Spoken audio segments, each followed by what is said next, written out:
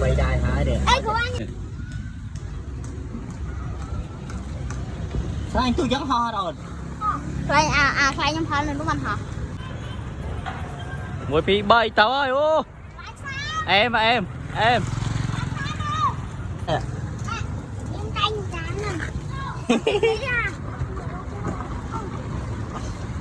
Phải mà cái thôi tranh bị chẳng thục à.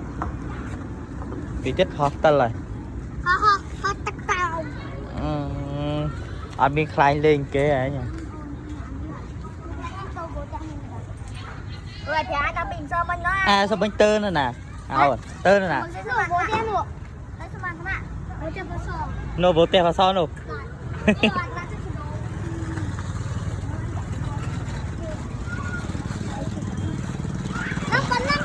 Bắn ăn.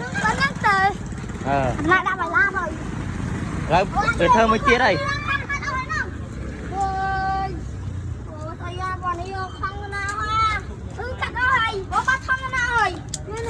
À, cắt trắng cái thơi kì.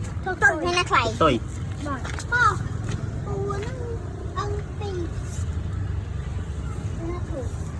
Phụ án nhé nè.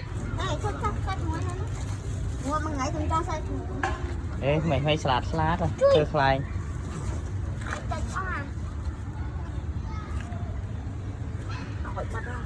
Để bật ra. Khai. Nhóm thứ khai ai phi bay tục tè hả?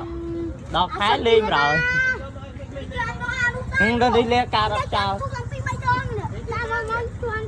À đâu xích xoay không phải ai gì mà đưa khai xong đã.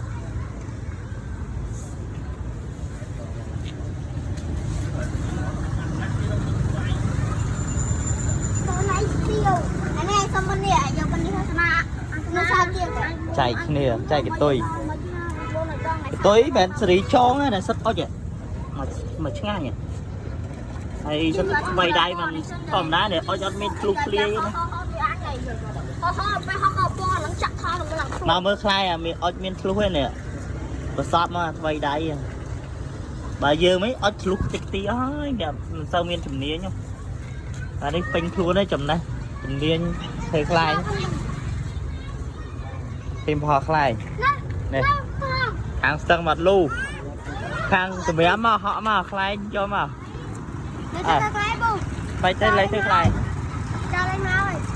ôn thì nó lên hó nè món khai ấy kia đâu hó hả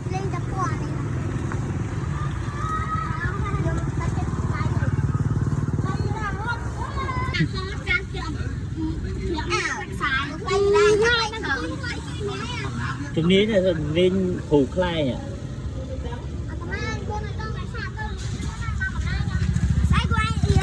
ở chưa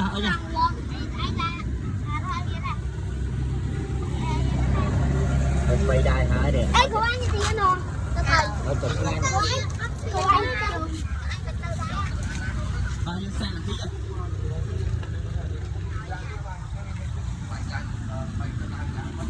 Tôi cái men xử lý cho mấy xử lý ớt chưa?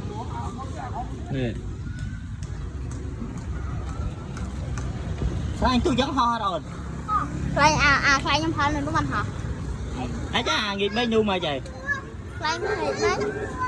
Nhâm cà chào vào đấy. Thầy. Nhâm xa nên bỏ cho con cà chào. À nói cho tí chết bà ho hay.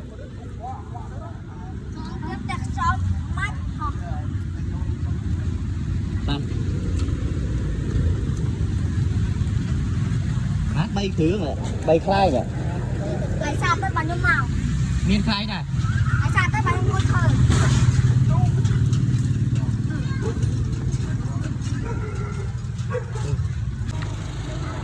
Đâu ơi?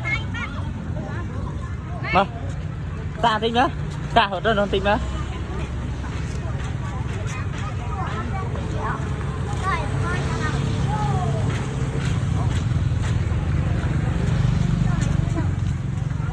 Hai bay thường.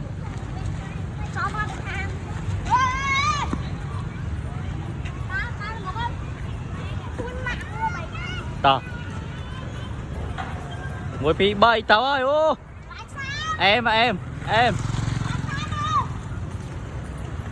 Tì rồi. Mình lên chia đây thêm dương. nó láng này mùi em à nó thang tầng chơi rồi thang lưu tập oi mình mây vào mày với ôn từ tôi nè